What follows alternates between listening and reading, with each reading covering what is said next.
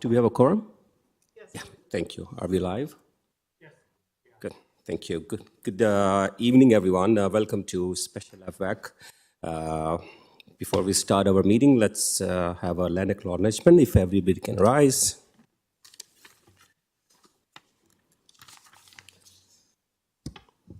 We acknowledge we are hosted on the lands of the Mississaugas of the Anishinaabe, the Haudenosaunee Confederacy, and the Wendat. We also recognize the enduring presence of all First Nations, Métis, and Inuit people.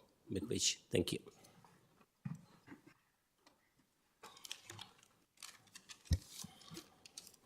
Today we got 5 items on our agenda. We are on item number 2. Do you have any conflict of interest? Trustees, if you have any conflict of interest, it's your time. Seeing, hearing none. Item number 3, delegations. Do you have any delegations? There's no delegations. Moving along. Item number 4, which is staff report. Item number 4.1, it's 2022-2023 annual report, reconciliation of prior year actual results to budget. And who's going to speak on this? Ask Executive Officer Snyder to present this report, please. Thank you. Through you, Mr. Chair, and good afternoon, trustees and our stakeholders. In front of you tonight is an update on the 22-23 reconciliation of prior year actuals and results to budget.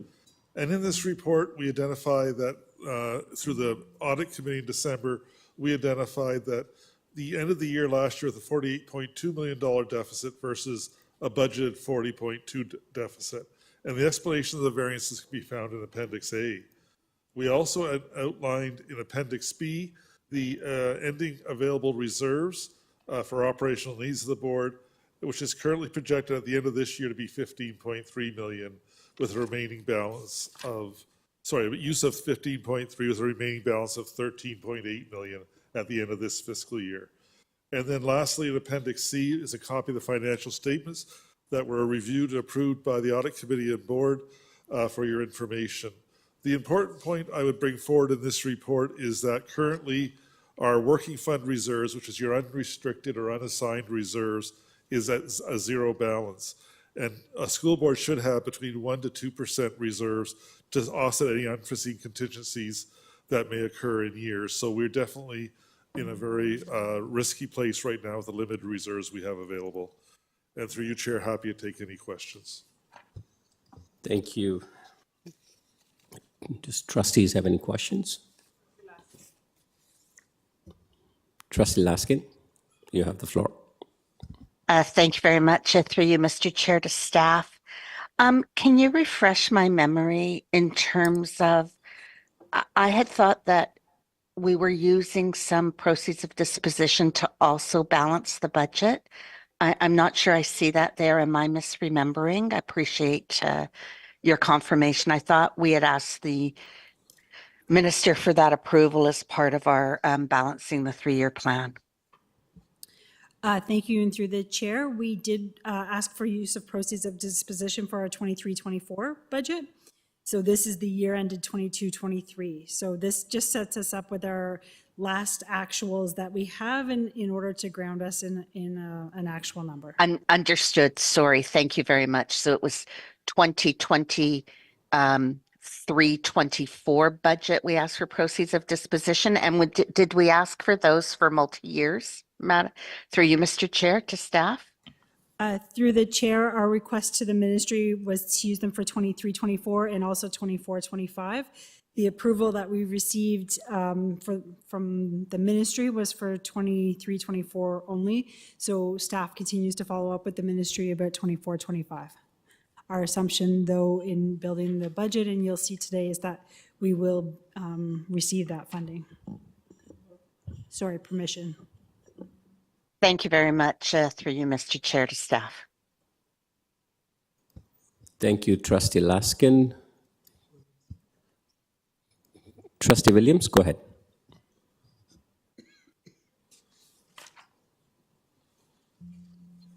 Okay, thank you. Sorry, I'm just off camera at the moment. Sorry, hold on one second.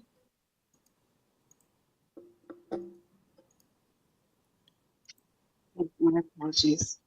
So I had a question from a trustee colleague with regard to the one-time funding items that had been removed from the budget to get to our deficit. And just, I think the question was about elaborating and providing specifics about that 1 to 2% reserve amount that was just mentioned. Trustee Williams, we are on Can you hear me? item number 4.1. Okay, sorry, my question might be premature. Yeah. Is it? I just heard a comment about the 1 to 2% reserve in the report. Did you guys get it? Sorry, Trustee Williams, for clarification, are you asking about, for the financial position, the removal of the one-time costs? Or the one-time There were budget positions? items that were removed at one time. Yeah, so we will budget refer item? to those in the next report, if that Okay. will be helpful. Okay, my apologies. I'll save my question for then. Thank you, Trustee Williams. Any other trustees online? Seeing none. I'm happy to move receipt, Mr. Chair. Thank you, Trustee Laskin. Anybody else? Seconding, Trustee McLean.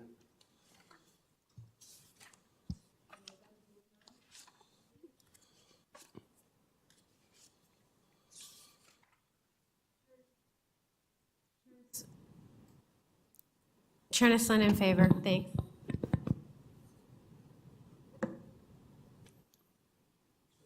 Trustee Ovitis in favor? Trustee Hassan. Trustee Hassan in favor. Thank you.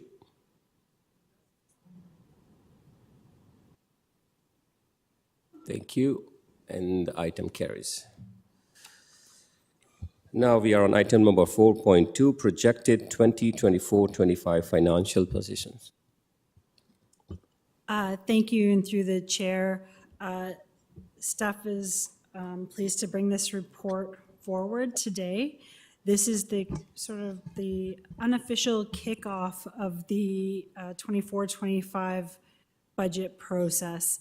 And with this, and we do this at about this time each year, where we make some assumptions with regards to our revenues and also look at our expected expenditures for next year to estimate our projected financial position for next year's budget. This helps us to determine the exact position that we will be in and any work that we have to do ahead of us in order to get to a balanced position. So I'm just going to walk through this presentation. You will receive a copy of it, but it's just more for us to be able to follow along. I'm just checking with board services. Should it be up on the screen or? It's sharing on my screen, it's showing. Okay, perfect, thank you. Just wanted to make sure. So just overall for 2024-25, as again a kickoff, sort of what to expect. 24-25 is the third year of our deficit recovery program reported to the ministry. So when we were in a deficit position for 22-23, there was an expectation by the ministry that we follow this deficit recovery program in order to return to a balanced position and to be able to pay back some of the reserves that we had used. And so our commitment for this year is a reduction. It was about $25 million. And the expectation is that that reduction would get us to an $8 million surplus for 24-25. So again, just a reminder of the commitment that we made in June 2022 as a part of that 3-year deficit recovery program. So the good news is that it is the third year. There were At the time that the deficit recovery program was put in place, staff did provide some estimates of where we thought that we would be able to find the savings. And a significant portion of it was through special education and through central students, as well as international student revenue increasing. So in last year, as we went through this process, we used that as a guideline, but we certainly looked at other opportunities in order to get to the $15.3 million deficit that we have in our revised estimates. So again, that's just a reminder of where our commitment was. As we saw at the regular board FBEC meeting and just approved at board or received at board, was a projected enrollment for next year, and there is a slight increase in enrollment projected, so that is good news. That does mean an increase in GSN.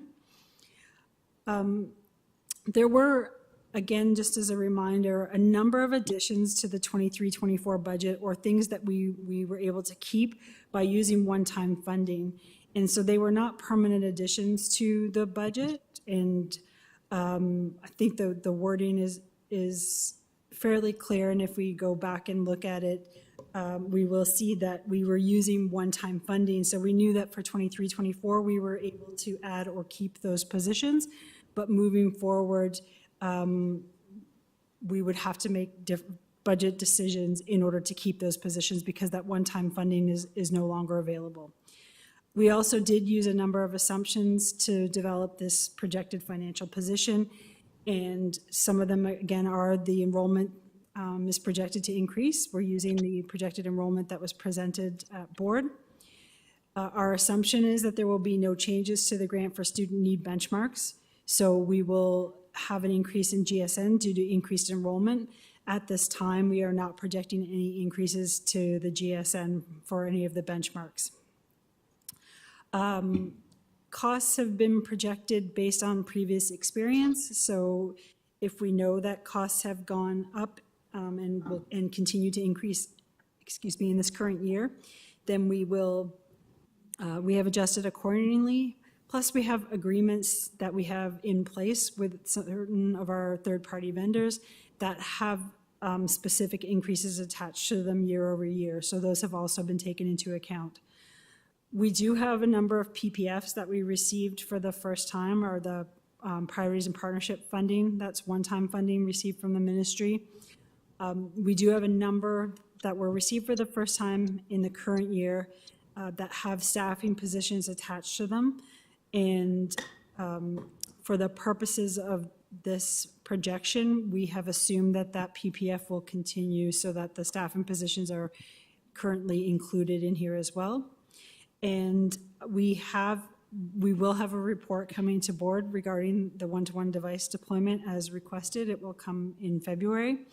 But for the purposes of this projection, we have included that the net budget in these projections.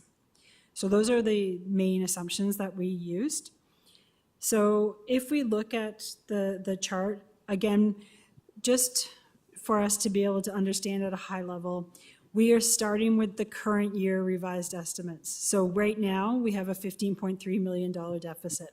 So if everything stayed the same, we would continue to have that deficit. But what you're seeing in front of you are any of the changes that we expect for next year from where we are right now. So as I said, we do have a projected enrollment increase. And so that will add $14 million to the budget. So that's an increase in revenue. Our projected enrollment for students who are eligible for the ESL grant are expected to increase as well. And so that's another $15.2 million. So a total increase in GSN revenue of $29.2 million. For other revenue, we are expecting a decrease in investment income of $4.7 million. At this time last year, we projected a $12.2 million increase in investment income. And when we presented that, we knew that it was recorded that a portion of that would be a one-time increase because we did sign on for an investment which had a 10% return on investment in the first year, and then that rate continued to decrease. So we had the benefit of that in the current year, and we are reaping the benefit of that currently, but we will not have that same interest next year. Also, our assumption is that interest rates will be decreasing. And the other part is, as we continue to spend all the capital money that we had been deferring, we have less money to invest. So for those three reasons, we expect an investment income decrease. Our international student fees, we are still determining the impacts of the ban that the federal government has put in place. We're determining how that impacts public schools as opposed to post-secondary. We do believe that there's an impact, but we have also increased the student fees for next year based on regulation. So we are expecting a $1.4 million increase in student fee revenue. Our childcare lease revenue, as you know, the umbrella agreement that we had in place with the city for childcare, we were able to come to an agreement between the city, the province, and ourselves to increase the rate attached to the umbrella agreement. So that umbrella agreement that is in place right now, 24-25, will be the first entire year for that umbrella agreement. So we would expect to see a $2 million increase in our revenues. And then other lease revenues, we expect to see a slight increase there based on our policy. So overall, we would see a decrease in other revenue of $1 million. So our projection right now is an increase in revenue of $28.2 million. So that brings us to $12 million. And again, these are just here. Those are the things that I had walked through previously. With regards to expenses, we do expect staffing costs to increase. So that's a decrease to the overall position. So that's why you see it as a negative. But we expect our staffing costs to increase by $36.8 million. The majority of that, and there's more detail provided in the report, the majority of it is staffing related to increased enrollment. So as our enrollment increases, our staffing costs increase as well because we have to adhere to class size requirements. There is a slight decrease in DECE projections, and that is directly tied to a reduction in the number of kindergarten students and therefore a reduction in the number of classes. So again, most of our increase is tied to class size and enrollment. We do have a decrease also for one-time costs that were added through last year's budget. And specifically, if trustees will recall, last year the starting point for the number of vice principals was reduced by the COVID funding that had been added for 2 years. And we removed those positions through the COVID funding. Then through various trustee motions, we added 8 secondary VPs, then 10 elementary VPs, and then another 10 elementary VPs for a total of 28 vice principals. So those 28 vice principals have been removed from this starting projection. And again, if they are to be added, it will increase the projected financial deficit. So currently, we are at the same starting point as we were last year at this time for a number of vice principals. The other staffing that has been removed from this projection are the safety positions, the majority of the safety positions other than SBSMs that were added in January of the 22-23 school year. So last year through the process, we did mention that we were including them again for 23-24, but that we would relook in 24-25. So as a starting position, we have removed those. It's about $4 million. If we are to keep any or all of those positions, it would again increase the projected financial position. So staff is not recommending necessarily all of the reductions, but we do believe that we have to start from the position where any of the one-time decisions that we made last year are not included. There is also an increase of approximately $3.2 million related to our statutory benefits. And we talked about this last year as well. As CPP and EI continue to increase, the cost for the board, the employer portion, continue to increase. And cumulatively, as we add up over the last 6 years, the increases that have happened to CPP and EI without a corresponding increase in revenue, each year or in 24-25, the cumulative total, and it's an annual cost, will be approximately $35 million. So our costs are $35 million higher than the benchmark that's provided for statutory benefits, or that was provided at the time. We also expect to have an increase related to LTD and WSIB. LTD and WSIB, the way that those costs are determined are based on the actuarial valuation that we have done by a third party at the end of each school year. And they provide us with that information based on our actual experience that we are having or that the school board is experiencing, and then they project it over a number of years. And so based on that, we are expecting an increase there as well. So again, this doesn't take into account any projected increases in salary, but the assumption is that a projected increase in salary, we should also see a corresponding increase in revenue fairly equal, so that we haven't included at this time. The last thing that impacts the staffing, significant impact, is sick leave. And so again, based on our experience, based on the costs that we've been incurring year over year, we know that the costs are going to, if they continue on the same trajectory or even continue to remain the same, we will need to add approximately $8.5 million to the budget. I think it's important for us to add this here because as I like it, we know that this is going to be a cost unless, I liken it to, we know that our mortgage is going to be $1,000 a month, so we need to set aside $1,000 a month. If we don't, then we're budgeting less than our mortgage and we're hoping to find savings somewhere else.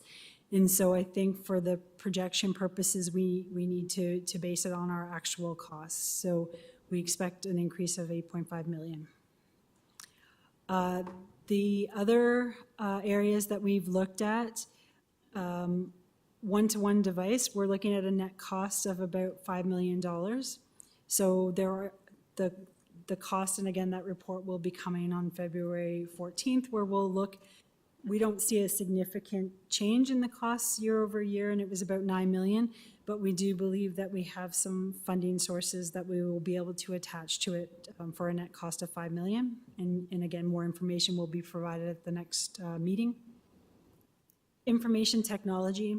As we rely more and more on technology, as more learning happens using technology, as more work is done using technology,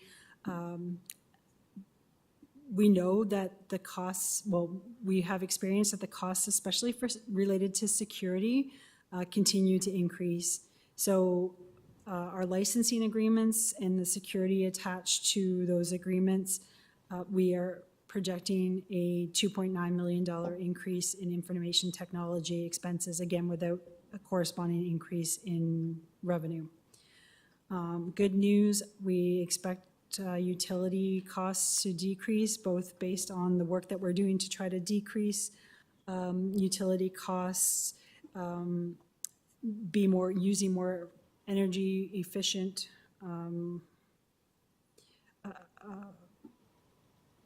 methods of providing utilities, using LED lights instead of non-LED lights and that sort of thing. But also we expect our natural gas costs to decrease. So we should be locking this one in shortly, especially for natural gas. So that will become a true savings, but right now it is our projection.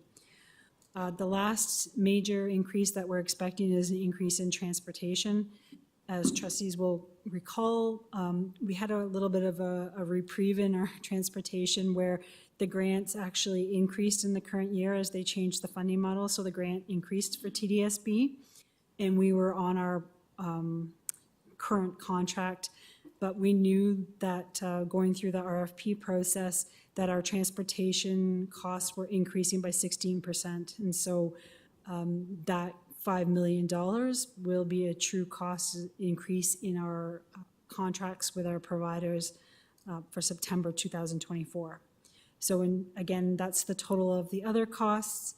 So our projected financial position right now, using all the assumptions that we have in place, is approximately $34.8 million.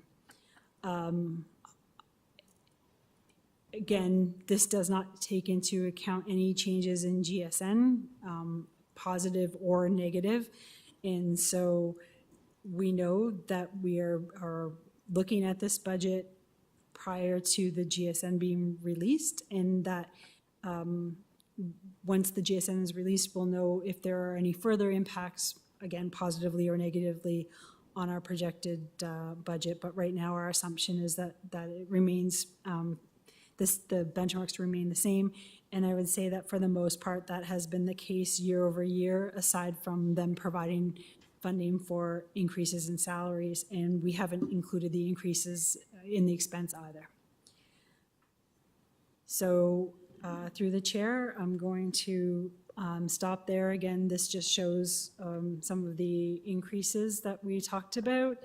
And actually, just as a reminder of our timeline, sorry, before we go to any questions or comments, we're kicking it off today with our projected financial position. We will see options to balance on the 14th. We expect to do public information sessions during the week of February 20th. On March 4th, it's going to be a big FBEC meeting where the school-based staffing will be provided. We'll review any of the feedback and look at either further options to balance or the options that we looked at in February to consider. And on March 26th, we plan to provide the operating budget for approval. And there's a special board meeting scheduled on March 27th to approve our operating budget. So it's a quick turnaround. We do still want to gather as much feedback as possible, and looking at those options are going to be really important. Again, as I indicated earlier, the expectation from the 3-year deficit recovery plan is that we would be at an $8 million surplus. So we're looking at approximately $43 million that we would have to find in order to get to that position. So I will stop there and turn it back to the chair. Thank you, Associate Director Zucker. Trustees, do we have any questions? Do you have a speakers list? We'll start with Trustee Laskin. Thank you very much, Mr. Chair. A number of questions for staff. The first being is, it's a little bit hard because the first report was 22-23, and then this report is about 24-25, and we've kind of skipped over 23-24, just in terms of the numbers and the bottom line. So can I assume that the 23-24 15.3 is the same as the 15.3 reserve funding that's used to cover the deficit? Can that be confirmed through you, Mr. Chair? Through the chair, the $15.3 million comes from the revised estimates that were presented at the previous FBEC meeting.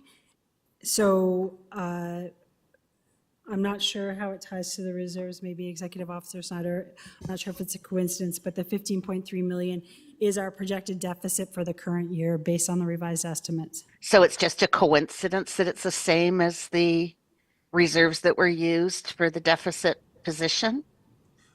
Through you, Mr. Chair, that's correct, because we have a deficit projected to be 15.3 this year. And so the only way we can fund that deficit, bring it back into balance, is to use our reserves for 15.3. You have to have a balanced budget submission at the end of your financial statements as well. So we expect to draw 15.3 from reserves to balance the current school year we're in. Okay, So, through the chair, that's what so I it's not- thought, but I it's just not a wanted that coincidence. confirmed. Okay, my other question is, I understand the 3-year budget projections that were full of assumptions. Now we're talking over 2 years ago to bring it into where we were supposed to have an $8 million in the good for this third year of that 3-year projection. Did not a number of those assumptions change through you, Mr. Chair, to staff? Through the chair, I would have to turn to our planning staff if they're available to talk about the assumptions used for enrollment. But they're also part of a significant, not a significant portion, but a portion of that deficit recovery related to, example, going back to pre-pandemic levels for international students, for example. And we know that we haven't returned there. One, just the numbers are lower. Two, we've changed our policies slightly to align with the Education Act, so we have less fee-paying students in some cases. And then 3, the changes that are happening federally are impacting our numbers.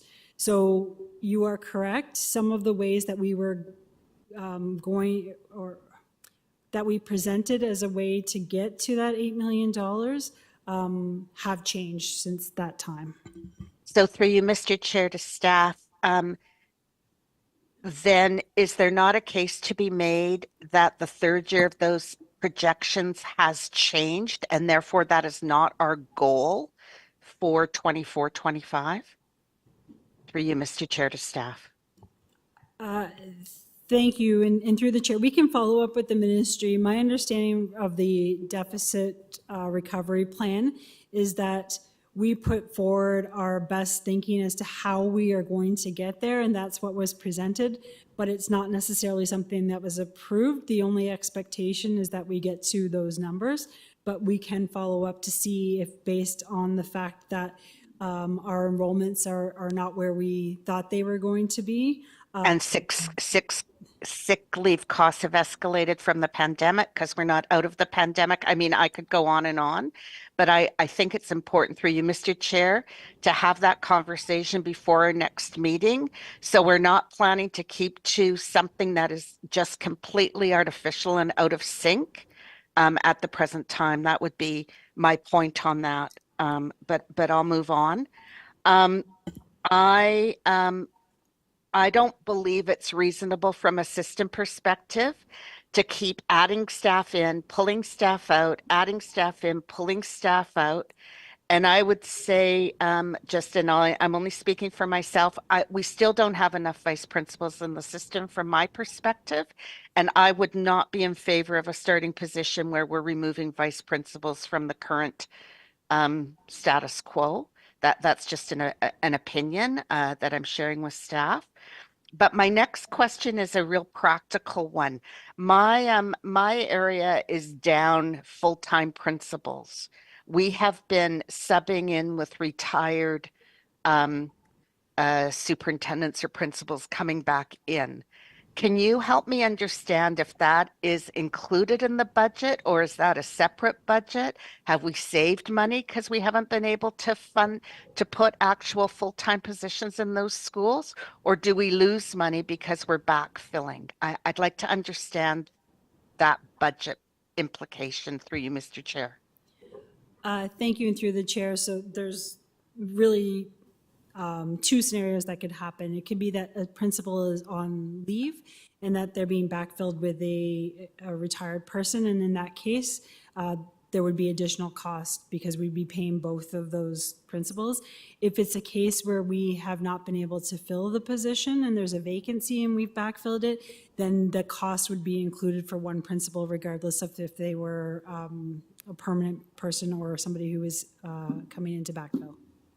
Okay, so just so I'm clear, these are real vacancies. So there's no budget implication because it's not being filled by a full-time principal and it's being backfilled by somebody retired. Is that correct? That's correct, through the chair. Thank you very much. Potentially, I'm going to ask this question at board with regard to principals and vice principals and how many true vacancies there still are in the system. So that's just a bit of a heads up. And then lastly, I do believe there should be in the presentation the next time around with the budget and the potential expenses.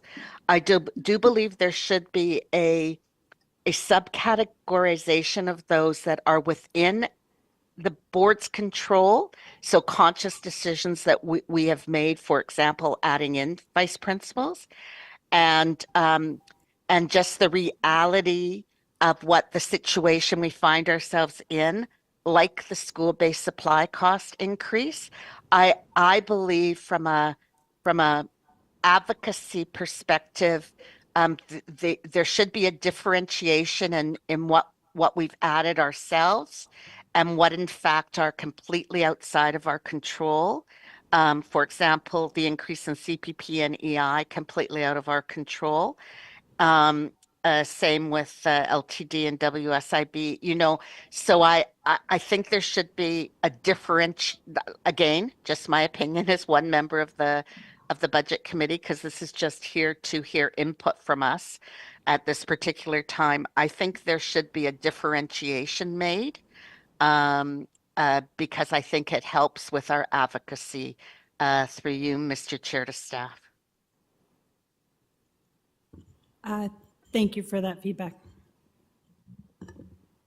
Thank you, and I'll I notice my time is up, so I'll ask to go back on the list after everyone else has spoken. Thank you.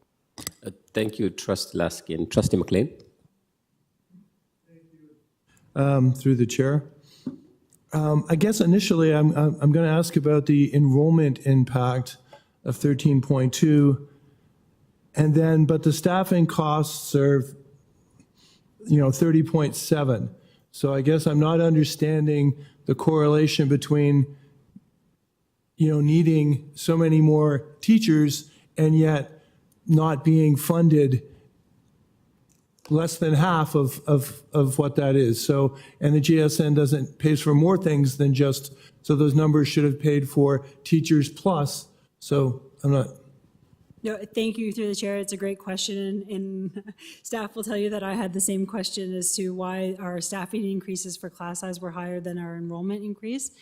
And the reason is that the GSN increase that you're seeing is our revised estimates to next year's projections, right? And the staffing increase is based on the projections at last year, number of staff compared to this year's projections. So it's really taking into account the enrollment increase that happened in the current year, plus the enrollment increase for next year.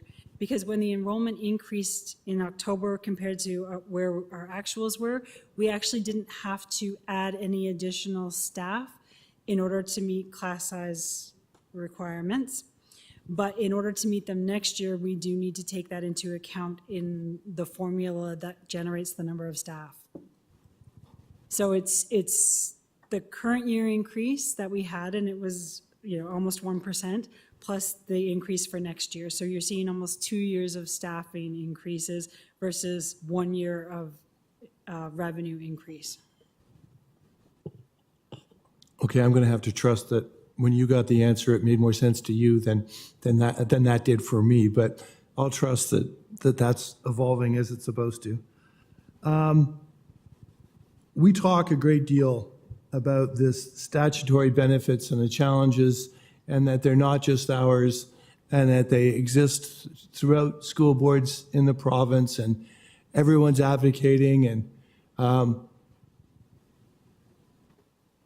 at what point do we seek legal action, or do we seek other remedies other than hoping that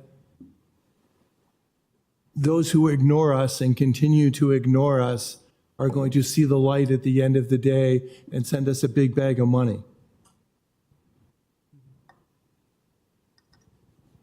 So thank you, and through the chair, and I think that's where, as we go through the budget process, we have to make some assumptions when it comes to what trustees will approve as to whether or not we believe that the ministry will fund the CPP and EI or the statutory benefits moving forward. And so if our assumption is that they will fund it, then we're looking at $35 million that would be coming through the GSN. So if I understood you, I'm not entirely sure I'm getting this, but I'm going to swing at this as though I did. Did I understand then that, can we do this retroactively? Can we decide that if simply just making this part of our budget process, we recognize this expense, we indicate that we sent the province a bill that we expect them to honor at some point in time, that's an acceptable accounting practice for us in terms of our budget, in terms of our budget balancing process?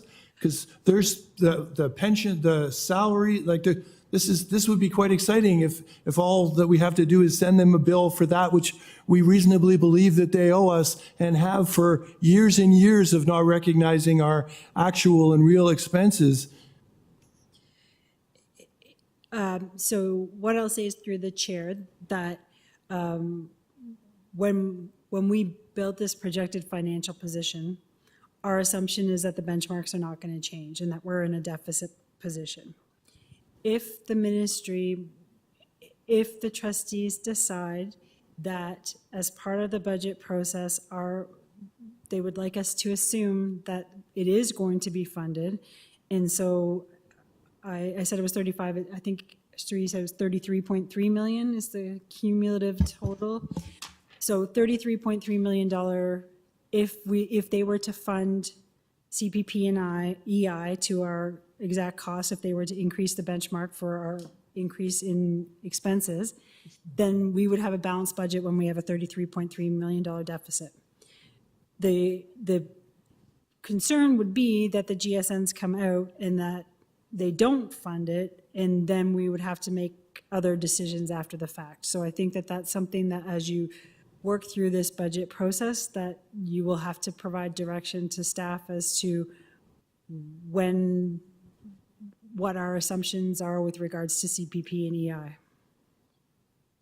We have assumed through this that we're not going to get funded. Sick leave has been a challenge for, it's been a challenge for us as long as I've been on the board. It's my understanding that it's a challenge for many boards in the province. Many are advocating for a change in the formula in which, so that it is a more accurate reflection. Can you share with us why the province in the calculation, isn't, how we're not getting what all boards, and what they're not getting the funds that they actually need to pay this expense? Can I? Through the chair, so there are a number of benchmarks in the GSN that include an amount for supply coverage. And that number has not changed since the change through central negotiations that the province made to sick leave. So when the province changed the way that they provide sick leave, so when they changed it from being able to accumulate your sick leave and then have it paid out as a retirement gratuity, to you get 11 days as soon as you start work at any school board, and then you get 120 days on top of that at 90% of your salary. So when they made that change, the number of sick days that employees across the province take continued to increase and increase even more through the pandemic and has not reduced. In fact, it has continued to increase. Yet the funding has stayed exactly the same as it was pre the change in the sick leave provisions. So it is a systemic province across the province because sick days have increased, so supply coverage costs have increased, yet the funding has not changed. The ministry has had a significant savings, though, because they do no longer pay the retirement gratuities. So there was savings found provincially through not paying retirement gratuities, but the benchmarks for sick leave or for supply costs were not adjusted at that time.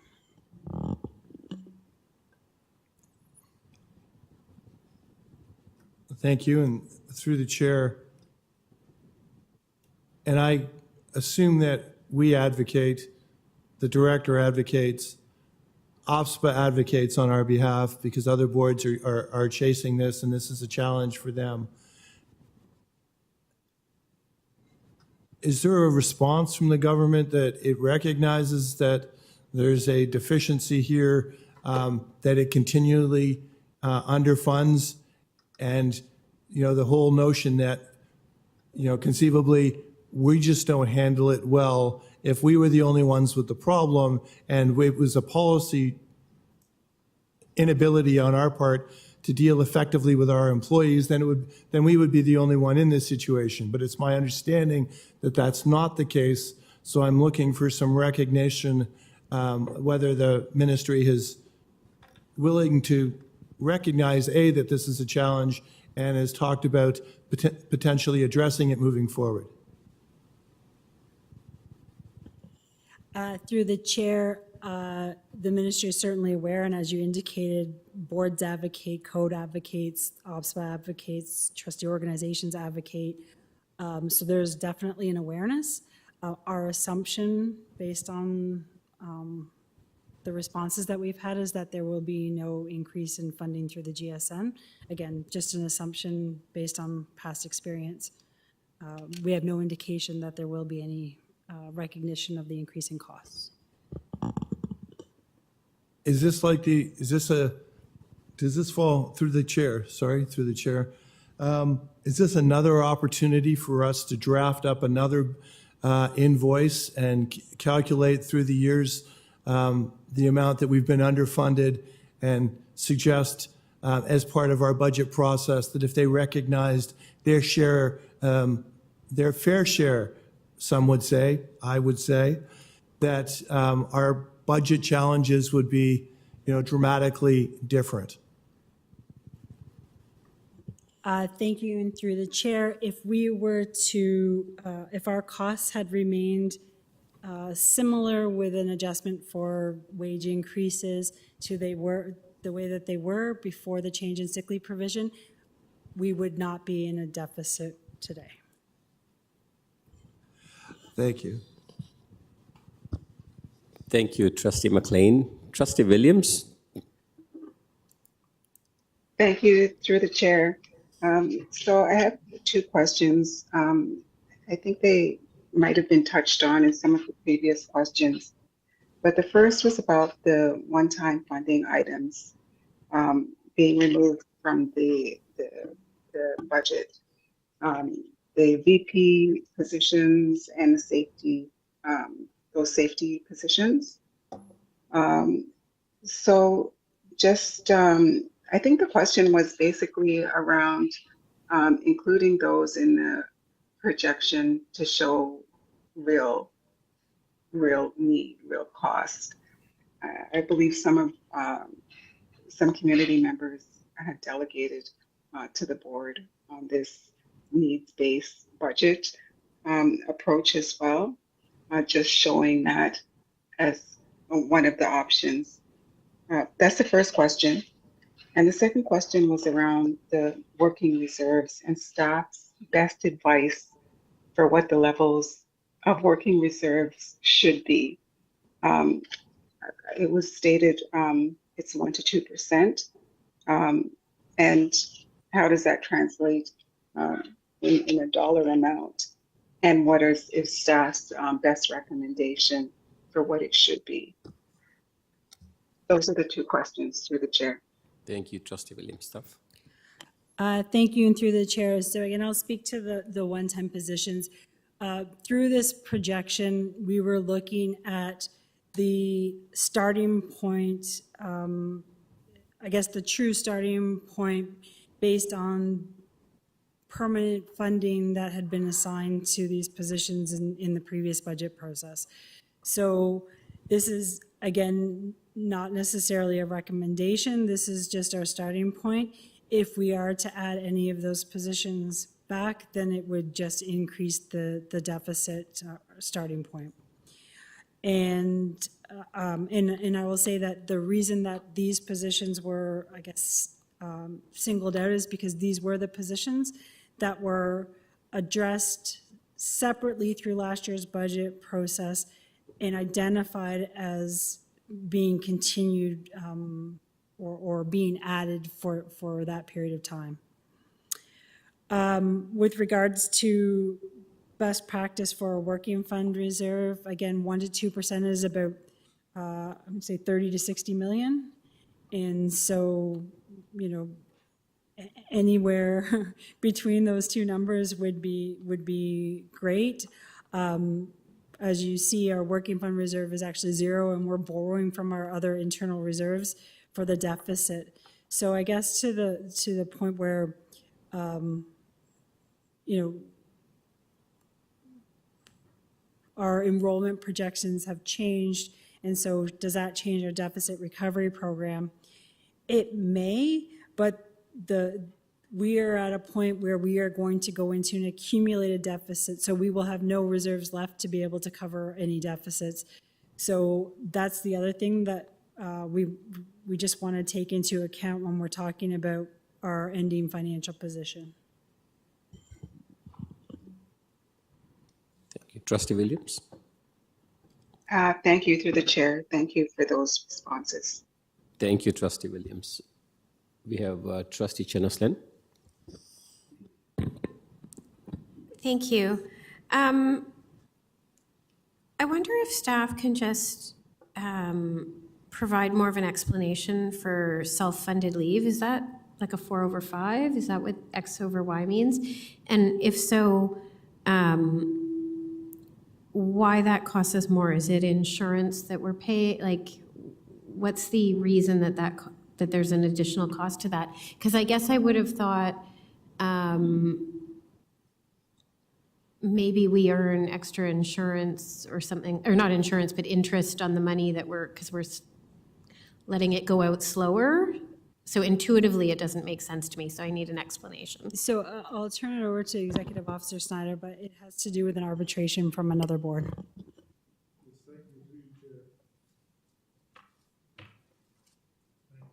Through you, Chair. There was an arbitration at a neighboring board that awarded additional benefits to staff that were on leave.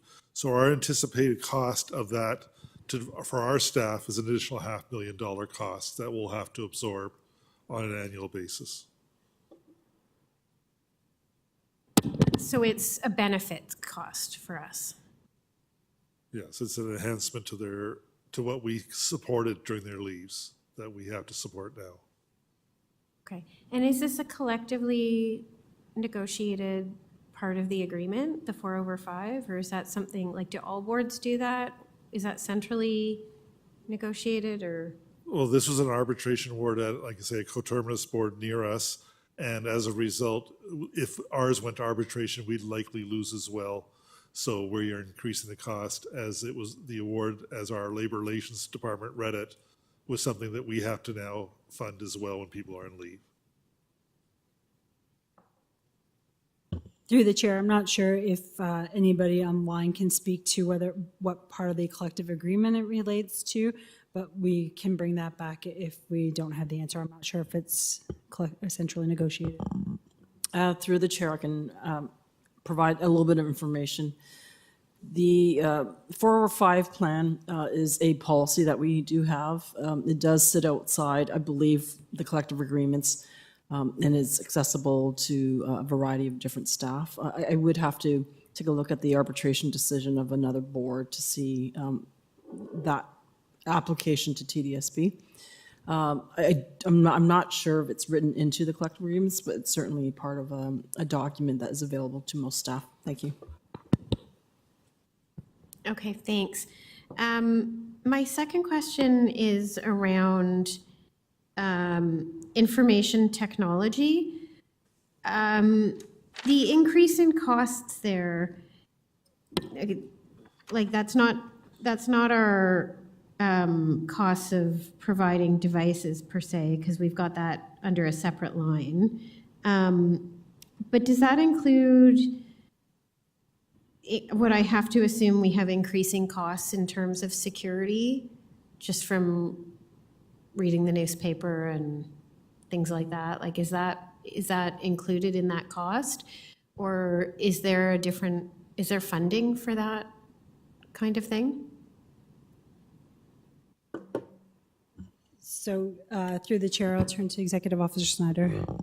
Thank you. And the breakdown of the costs is about $2 million for fees and contractual service. This includes an increase in the Microsoft license, Talent Link, which we're trying to help us with. Our security software has gone up by 200, and there's other annual increases in software for about 180. This also includes maintenance for our hardware, about 370,000, and then various other repairs and things like that we have to do both to our central hardware as well as school-based hardware. But the bulk of it is license cost of license changes for about $2 million.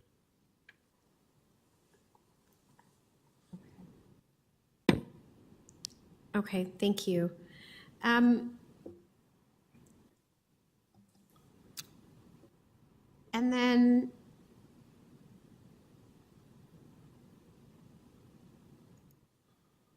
if we were to be successful in getting the 15 million in POD that we had last year, that helped us with some of that some of the staffing we put back in, bottom line, that would be, I have to assume that would be significant in terms of helping us get to balance. And I wonder if you can just remind me what would happen the following year. Like, is this just just to Shelley's point, like we go through this every year, and it feels like we're doing this, like it's like we're in Groundhog Day, you know, that movie, like where it's like every year we're doing the same thing, and it. So through the chair, with regards to the proceeds of disposition, it is included in the 15.3 million, the use of the proceeds. So we have it included for next year as well. That being said, there are some facilities costs that have increased throughout the year that we are also looking at whether or not we can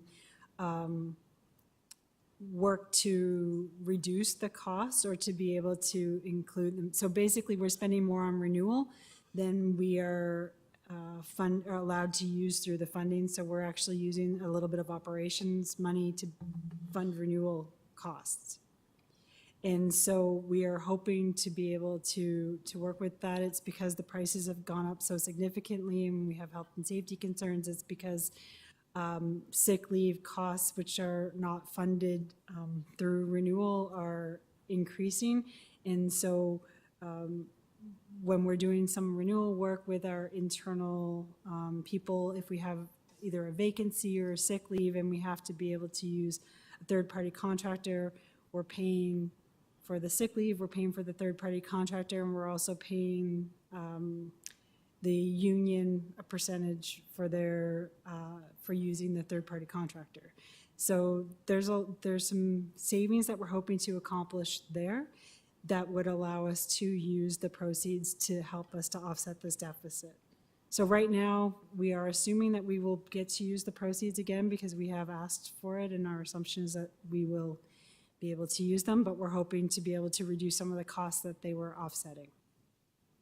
With regards to what happens next year, so So first of all, I mean, I do want to congratulate all of the trustees for the difficult decisions that we made last year. Because if you go back and you look at last year, we were at a $60 million deficit, right? So we have made strides throughout this year to reduce that. We're at 35 million using some pretty conservative assumptions.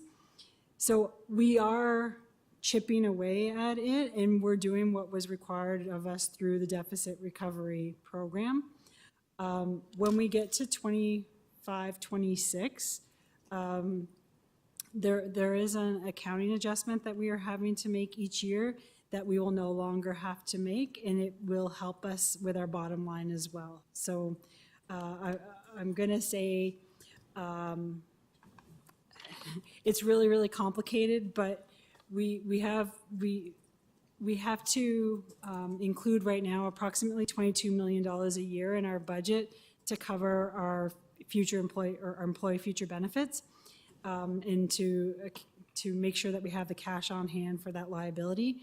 That the amortization of that ends in 2 years, so this year and next year, and then we will have an additional $20 million that will help us to balance our budget. So it's good news. It's going to happen in 2 years. So again, that's helpful for us on a deficit recovery perspective, but we do still need to address our structural deficit aside from that. I hope that helps. I think it does. I think so. Those are the main questions I had today, I think. Thank you, Trustee Janoslem. Vice Chair Didavidis, next. Thank you, through the chair. First, a comment. I just want to echo something that was brought on by Trustee Laskin.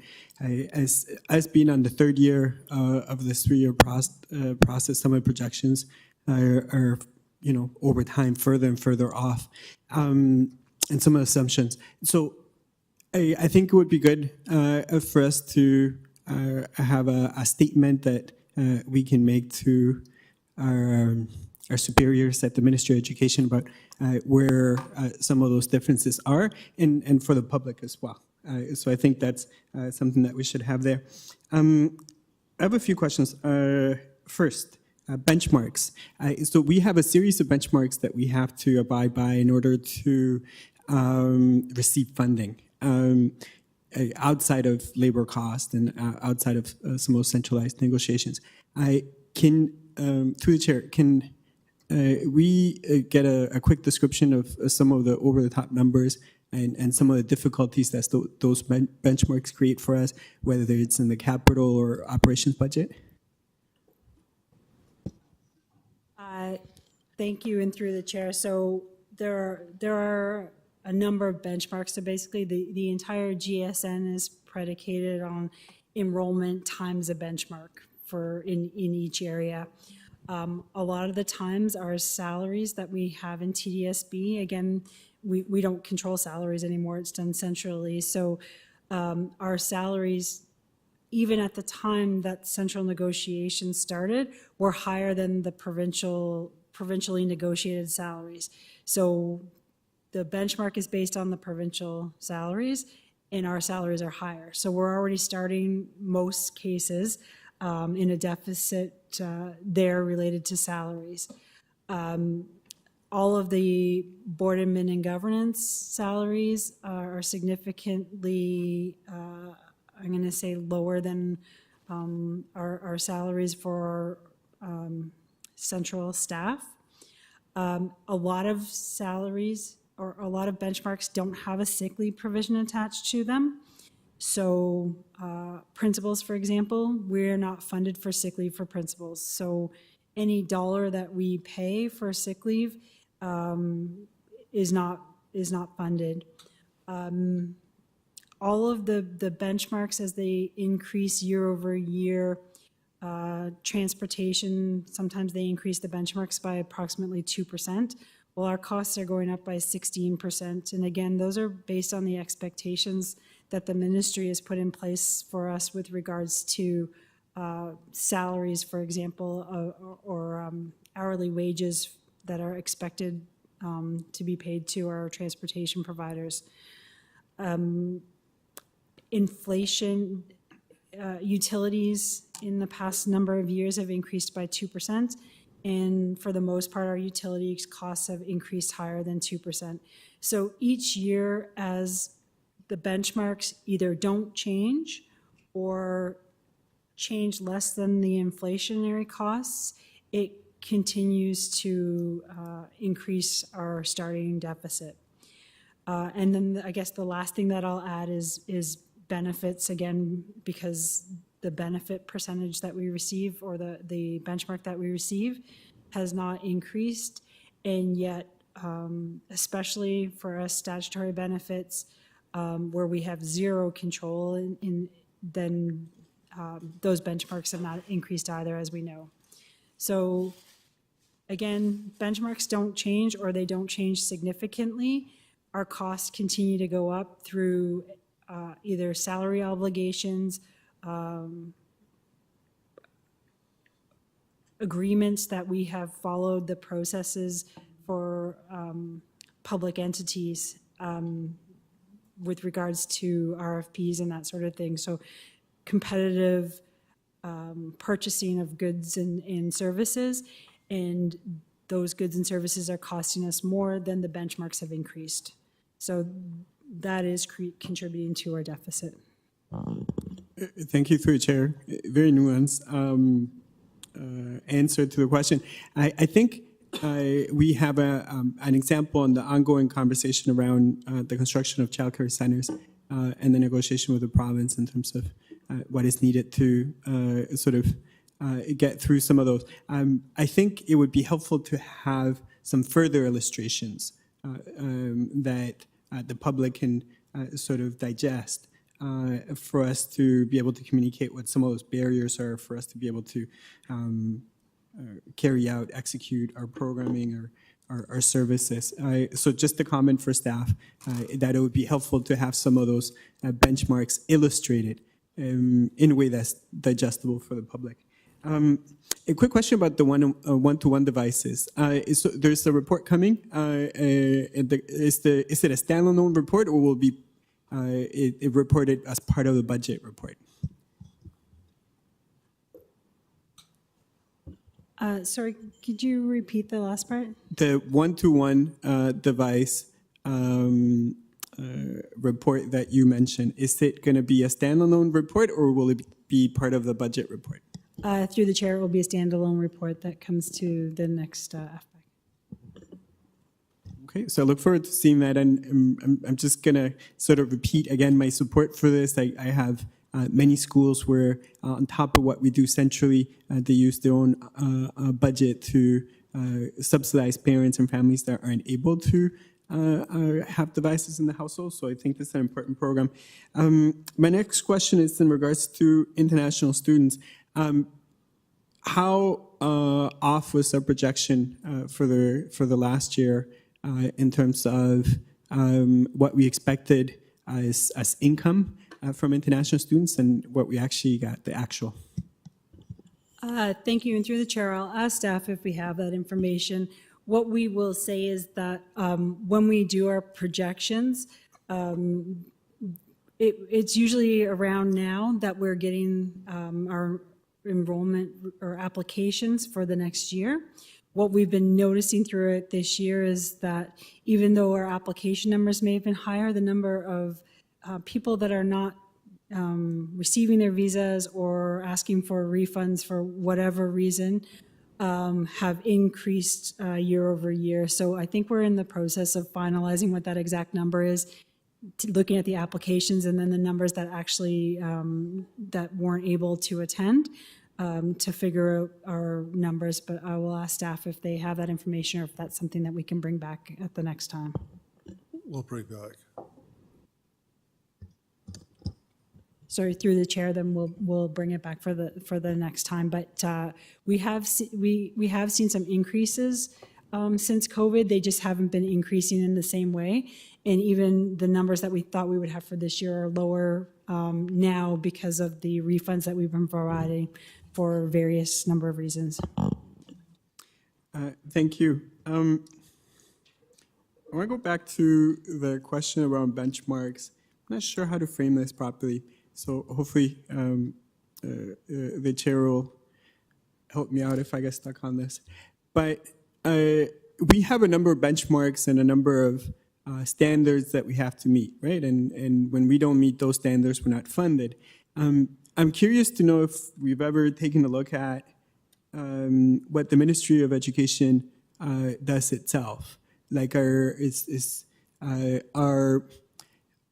absenteeism rates higher than the Ministry of Education? I'm assuming yes, because we have more frontline workers. But you know, is that something that we've ever looked at? How do we compare, not just with other school boards, apples to apples, but you know, how do we compare with other folks as well? Because I'm sure they have some of the same issues, if maybe not as intense, and you know, they have to pay their bills in the same way that we have to when the bill comes in, except we're not being given the funding for it. Is that something that we've ever looked at? So through the chair, we can look at a couple of things. We can look at our, where we are compared to benchmarks. We also receive the provincial information aggregated and know what the provincial averages are. So we can look at ourselves compared to the province and then ourselves compared to funding. And I would say that we're higher for both of those, but that is information that we can provide. So I'm curious about that just simply because the problem exists outside of the school board and school boards, right? So it's not a TDSB issue.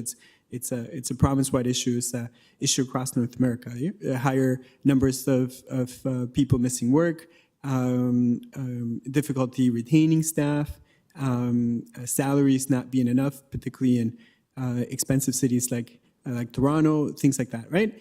So it would be interesting to be able to demonstrate to the public our due diligence, the hard work that we've been doing to meet some of those standards, but then also the fact that no one's meeting the standard that the province is setting for us, which would be my educated guess.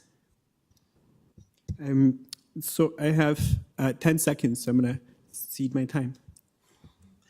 Thank you, Vice Chair Benavides. We have Trustee Arts. Thank you, through you, Mr. Chair. So I'm just gonna, I think this comes up every year and I've heard it from my colleagues that the structural deficits we face are determined by a system that we don't really have control over, or we don't have control over. So our structural deficits are actually determined by someone else outside of our board. And that happens to be the same people who are supposed to be funding our costs. And it's mind-boggling. It happens every year. We face this every year. So I don't know how to communicate differently to the province about a lot of these pieces. I do know from the negotiations earlier this year, some of the pieces that came out of the negotiations that are settled so far was an agreement to work across the ministry and labor partners on things like sick leave, but really no consideration or movement on structural deficits related to salaries. So I'm not sure how we push that, but ideas would be very welcome. I do have a question. Going back to what Trustee McLean was talking about with respect to the current sick leave structure and the increasing sick leave since the province changed the structure. Would we be able to get an idea of what sick leave is costing now versus what the retirement gratuity would have cost the government? Because I believe Associate Director Zucker said something along the lines of the province is realizing or feels it's realizing a savings because it's no longer paying the retirement gratuity. But it actually seems like they're saving money because they're just not funding our costs, our actual costs. So I don't know if would we know from our system, would we know what kind of retirement gratuity that province might have been paying out on an annual basis, and how that compares to what the current sick leaves or the increase in sick leave costs have been? Is it actually a savings? Because I feel like at this point, it's probably not. They're just probably reminiscing in a positive way. The kind of revisionist. We save money over here. Maybe kind of like some of their things that they're doing now with, moving Service Ontario into Walmarts and stuff. They feel like they're going to save money because they won't be reporting the money that they're paying out, but they're going to be paying a heck of a lot of money to Walmart and not equating the two. So I don't know if we can actually if we actually have that information, that we could go back to the ministry and say, hey, your sick leave thing felt like a savings in the first year, but it's really not. And this is how much more money it's costing the system. Thank you. And through the chair, we could look at how we can do that. The board's paid out the gratuity, so we can look back and do some sort of comparison. If you give us some time, staff can look at the best way to provide that information. Okay, that would be great. Thank you very much. If we have that kind of information, then awesome. We can maybe look at what to do with that, and maybe that would help other boards, because as was said, I do know that it's not just us. Our sick leave might be a little higher than the provincial average, but everybody's facing this. And I do know that some other boards, that they're, the unfunded sick leave costs showed up in their provincial audits and, from their reviews from the Auditor General as well. So it is a significant concern to other boards across the province. So thank you very much. Thank you, Trustee Arts. We have Trustee Laskin. Thank you very much, Mr. Chair. A number of trustees have spoken, reiterating what I believe is the need to differentiate between money coming in, as we do in financial facts, and the gaps, but doing it in a way that is very clear and very simple. For example, if you have an outline of a teacher, filled up to their shoulders is covered by the province, and then the rest is blank, and it's covered by what could be resources for students, or something that really draws attention to what's within our control and what's without our control. Because the higher salaries at amalgamation that were never accounted for in the benchmarks, just think about that math. We're 27 years into amalgamation. Think about that differential. Think about that money that could have been used in different ways to support students. So I'm really hoping that staff figures out a way to have a differentiated deficit that is TDSB decision making, i.e. putting in more VPs than are allocated by the formula, putting in more librarians, for example, that are allocated by the formula, things that we actually choose to do, and then the differentiation and the costs that are because of the benchmarks.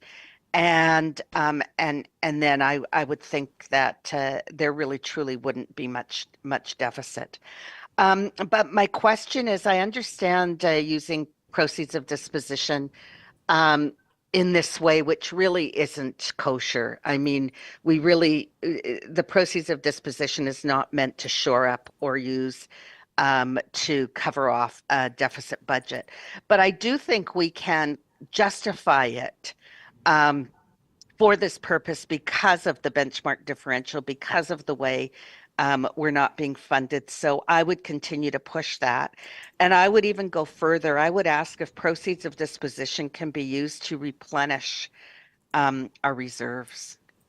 And it might not be one time, but over a series of time, if the TLC truly will be bringing us $150 million to add into our proceeds of disposition funding. And I understand that we want to use it as much as possible for our capital and facilities upgrades, but I'm just wondering if we should begin to push in other ways.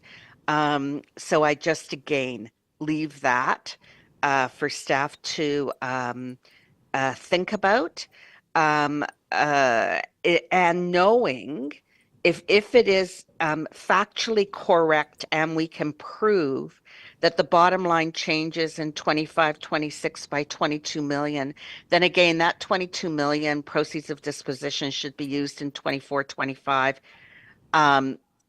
because we know that it's one-time funding for only 1 year, because we won't have to use it in 25-26. So there's a couple of things that I'm hoping staff consider in the way they show us the information. We're just talking about how information will be presented. We're not talking about as a final budget at this point in time, but I really do think it helps in the arguments. It helps with what people clearly understand. And I really do think the sick leave, the supply costs for sick leave is such a provincial item, but I just wanted to advise, like it is really exacerbated in the education sector because, for example, government employees don't get 11 days, they get 6. So it is more of an education sector issue than it is for other public service entities. And I will leave it at that. And I really appreciate this discussion amongst my colleagues. Thank you.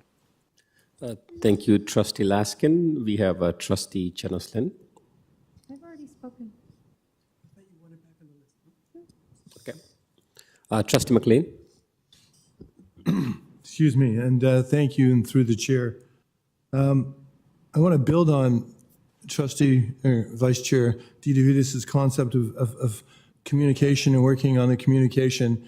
I like Trustee Laskin. I would like a pie graph. I would like communications to build a pie graph that clearly identified all of which that we do not get funded for appropriately, and that we could, in a very simple manner, be able to show the public why it is annually that we're doing this groundhog exercise and we find ourselves in the same place year after year. So I'd like to do that. Or I'd like to suggest we contemplate, it's hardly up to me. But I would also like to, in a very real sense, because a lot of these are mine have been somewhat rhetorical in nature, but in a real sense, have we ever asked our legal team about contract law, which we are obligated when they amalgamated us and we paid higher and we are in perpetuity having to pay more based on, and they have the simple mechanism to suggest that all teachers that were in an agreement that were covered by those specific agreements would make specific wages. But they don't do that because that would let us out of the little box we're in. Instead, that they suggested that there will be increases of X amount, which compounds our situation. So what I'm looking for is actually a legal way. I'm not depending on their goodwill because, quite frankly, we don't do very well when we put our hand out and we ask for their goodwill. I'm interested in a more legal way about contract law, which obligates us to a position that costs us monetarily every year, will so until this policy, this practice changes, and we have no mechanism to change it. And this wasn't something we agreed upon. This was something that Minister Snobleton at the time when they amalgamated them, they put us all together, then this was just something that we were stuck with as a necessary byproduct. At the time, we were able to pay a little more because we had the ability to, with the mill rate, you could charge a little more and you could generate the revenue that was required to make these payments. We don't have the ability to increase the revenue now. We don't have access to the mill rate. So we have no means, and they have intentionally done it in a manner that puts us in a box, has for 27 years, will for the next 27 years until somebody changes it. So I'm interested in actually looking at having lawyers, I'm asking if lawyers have actually looked at this from contract law and whether this is actually legal that they're giving us this position, sticking us with this liability, knowing that it puts us in a box and a challenge every year, and our responsibility is educating the youth of our city. Like, this seems like a silly position to me, always has, and I'm done with the let's all send them a nice letter and the 22 of us will sign it. Like, I'm done with that. I'm interested in something more formal, something that, a basis in law that would suggest that their decisions shouldn't have come with a price tag to us in perpetuity. Thank you, Trustee McLean, Associate Director, or Leola, if anyone's respond. Through you, Chair, at this point in time, we have not received a request, but if it is the will of the board to start taking a look at this, it's something we can certainly look at internally first.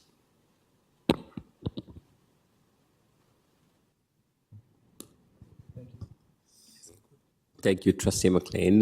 We have Trustee Vice Chair Didavides. Just going to try a kick at the can at a question that was asked earlier, because the subject came up a couple of times. Our reserves. How much are in the current financial position are we estimating our reserves at? What's the amount? To the chair. Thank you. So just clarifying, you're asking, if we have the deficit that we're expecting for this year, what will our reserve balance be at the end of this year? Yeah, in the current financial position as you have it in the document. Can you clarify the question? I'm not picking it up through the speakers correctly. The reserves, what's the amount for our reserves? And then I have a follow-up question there.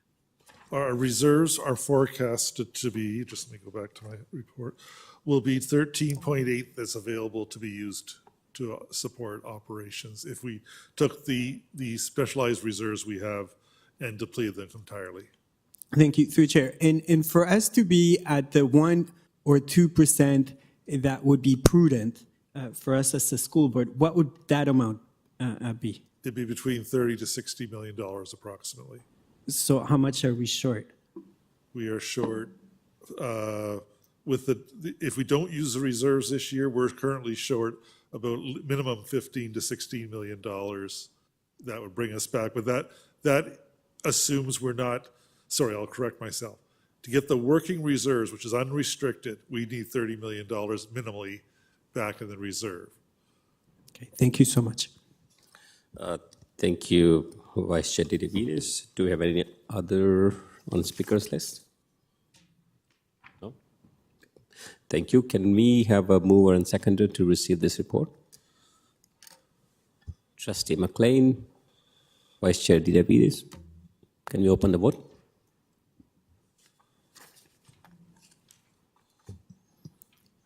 Mr. Chair, James Lisi in favor. Trustee Hassan in favor. Didavides in favor? Chernas Lynn in favor.